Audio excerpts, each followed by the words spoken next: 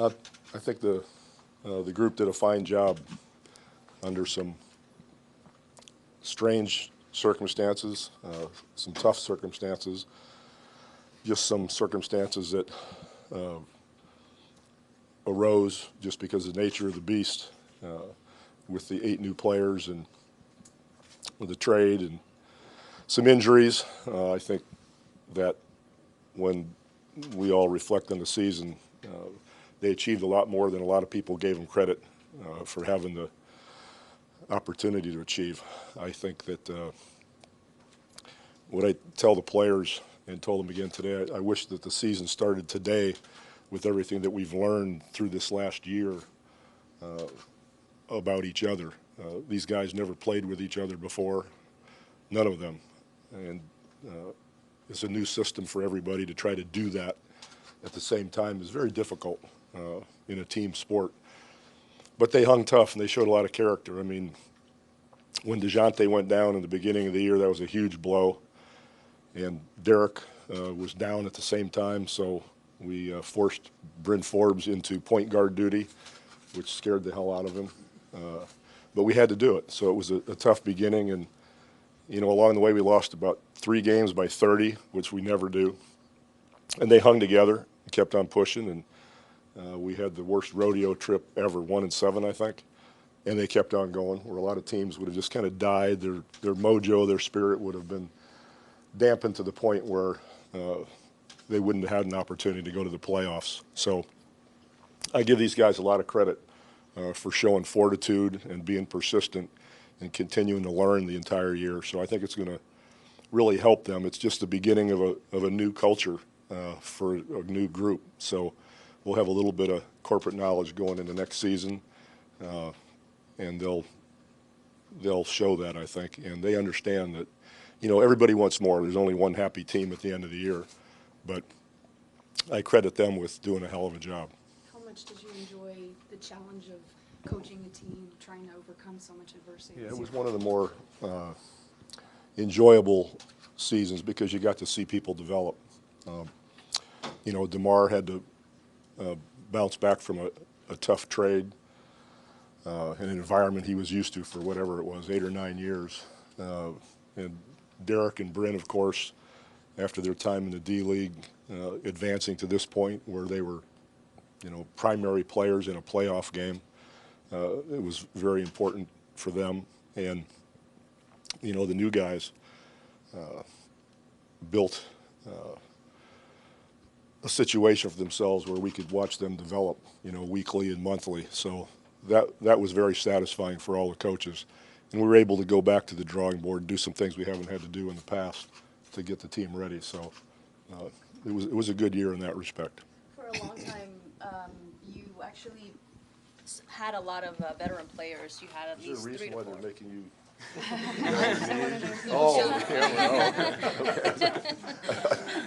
So for the first time in many seasons, you actually started the year with the least amount of experienced players. You as a coach, how did you see that as a challenge? What went through your mind as far as trying to get them all up to speed? Well, we just knew that we couldn't skip any steps and that we had to start at a point that was a little bit more in the beginning than where we would usually start.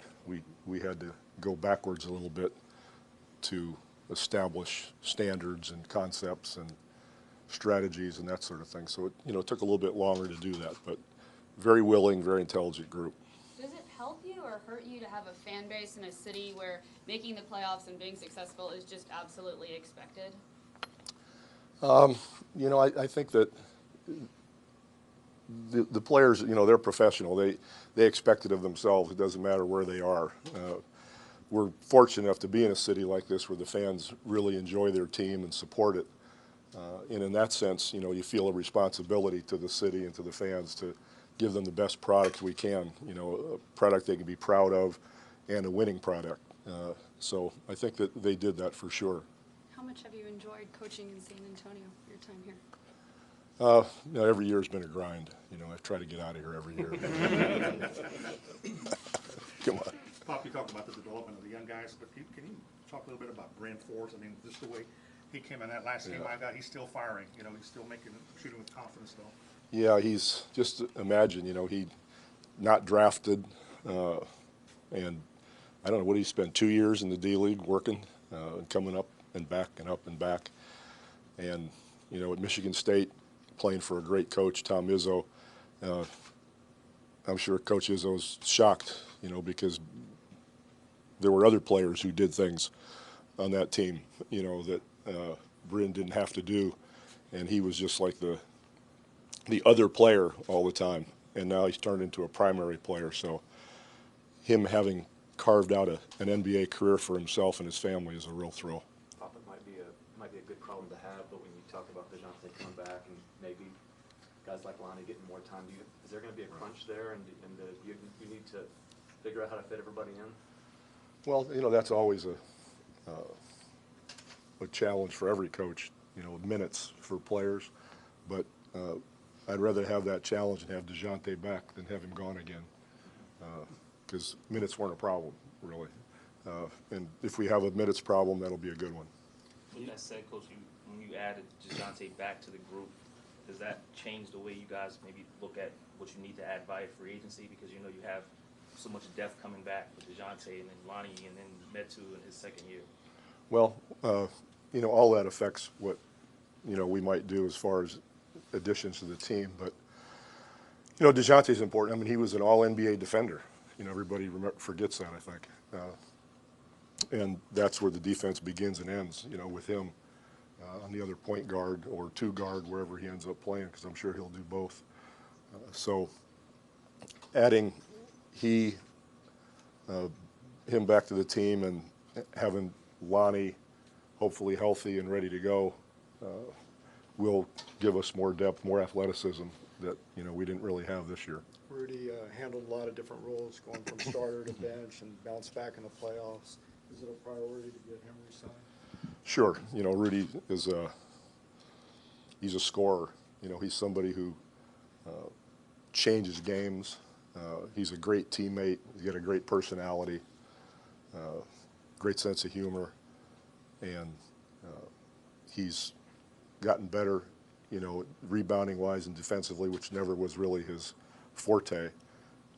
But he understands the importance of it, and he's just getting better every year. So he's somebody that, you know, we're hoping we can figure out a way to keep him here. When you talk about the new culture, he's one of the guys that helped you guys set that and how to relate to the guys, young guys as well as DeMar.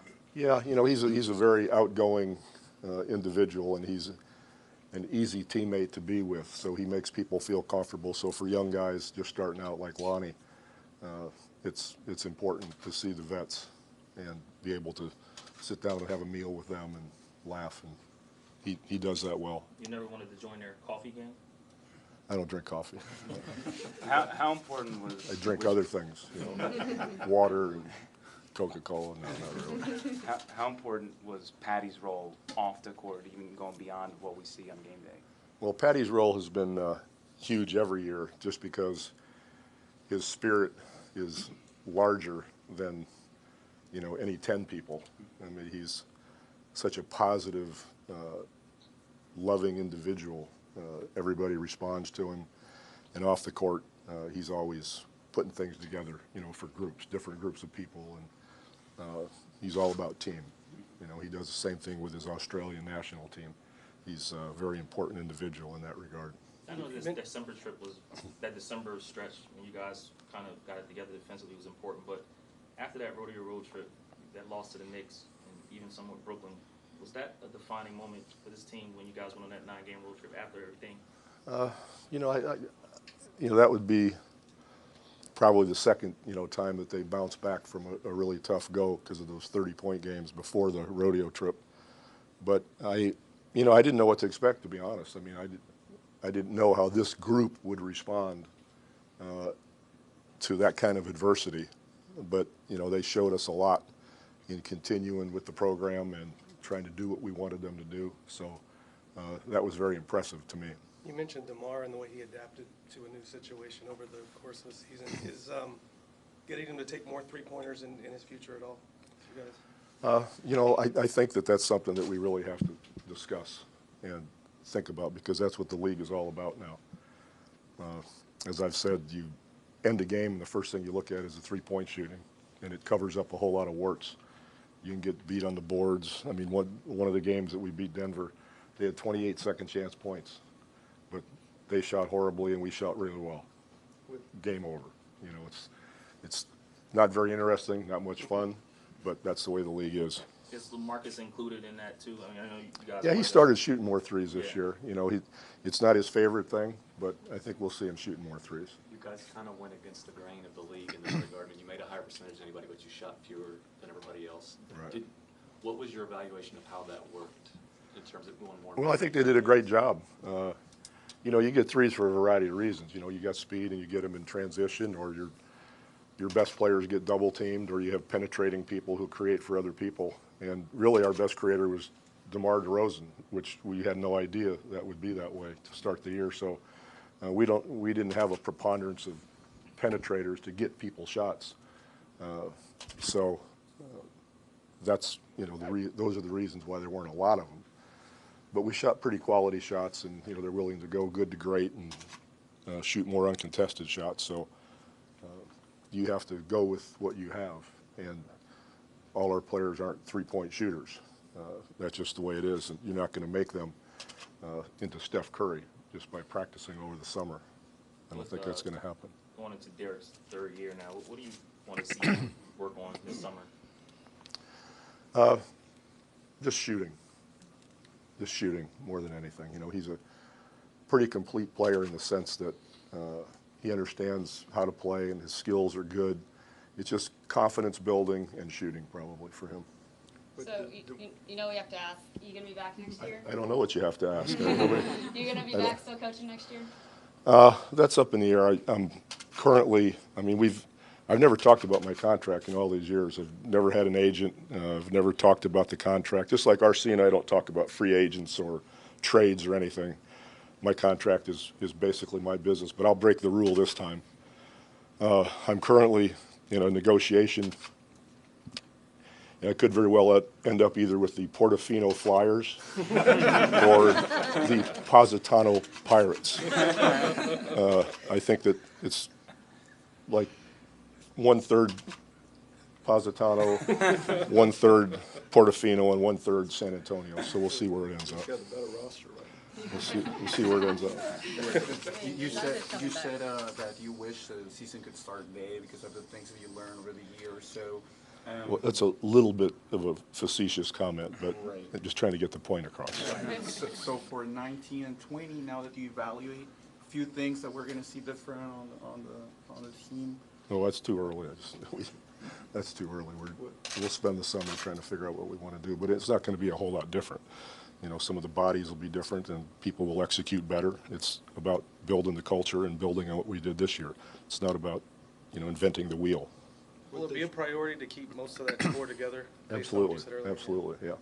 With Dejounte coming back and Derrick continuing to improve, can you avoid the roller coaster ride on defense that you have this year? Well, we'll see. What's the summer going to be like working with Team USA and also balancing whatever you got? It's going to be a big challenge. The World Championship, or the FIBA Cup, the way it's called, is going to be a heck of a competition. You know, we don't have a lot of practices, and there are a lot of good teams that have been together for a lot of years. We won't have that advantage. We'll come together very quickly, kind of like what we did this year. They haven't played together. You know, we don't know who's going to be on the team yet. That's still being worked out. But it'll be a big challenge. It's an honor to represent your country, obviously. But we're going to do everything we can to keep it as successful as it has been for so many years. Looking up ahead, you said that Bryn Forbes, he was just kind of voluntold in a way to move into a point guard position. Do you foresee any further changes in positions and players and perhaps how they're performing in one position versus another? No, you know, people are pretty set in what they're going to do. Bryn will see no point guard duty. He doesn't have to worry about that. Now, what is it like for you after all these years? You know, when the season ends, I know you're still busy, obviously, in the offseason a little bit, but your adrenaline's got to be pumping during this grind, and then it stops and stuff. What's your... Yeah, it takes a while to wind down. You know, you're you know, you don't sleep much, and you're so focused, it's about the only thing you think about. So it takes a while to let that dissipate and get back to the real world and realize that the real world is where you really need to be, not in playoff mode or NBA mode. So that comes, you know, after a bit of time, and then you get back into a normal routine of life on the planet and think about other things, you know, politics and religion and travel and whatever it might be. Wine. Yeah, wine's always there. Are you doing basketball without borders? No, no, geez, no. Just wanted to make sure. Are you kidding me? I think I'm busy enough. This summer is actually the 20th anniversary of the first title here. I don't know if you can, The first what? first championship here. Oh, I really? don't know if you can Oh, remember yeah. that far back. But I didn't even think about it. going through that run, was there a point where you guys started to think it was something that could happen, that you could get done? We could get what? Going Get through what that, done? going through that season, was there a point during that season where? Oh, in the '99 season? Yeah, the 99 season. No. We've never started a year or been in the middle of a year and said, hey, we're going to win the championship this year. We just always had that goal of trying to be the best team we could be by playoff time. And then whatever happened, happened. Now, maybe as that year's playoffs went, we became more and more confident and thought we could do it. But during the regular season, we don't even bring it up. Has Sean ever stopped talking about that shot? His whole life is predicated on that shot. Poor Claudia has been trying very hard to make him forget it, but it's like some people never leave high school. You know, so. Like Jerry Kramer with that block right in there. Yeah, exactly. Did adding Kersey and Ellie and all the veterans that you have, how much did that push you guys over the edge that season? Help? Well, I think, you know, we had, you know, guys like Dante who didn't play much and worked so hard to stay ready, kind of like the way Danny Ferry and Steve Kerr were, you know, way back when. They didn't play a lot, but they always stayed in shape and were ready to go. You know, Dante was like that. He was really a class act in that regard, and so was Quincy. He did the same thing. He's out there working before and after practices, you know, working 3-on-3 with the film guys and finding any way he could to stay in shape. So, you know, quality people are important. Well, good luck to all you this summer. Be safe. We live in a dangerous country because nobody has any courage to do what they need to do. So enjoy, and we'll laugh a lot next fall. Take care.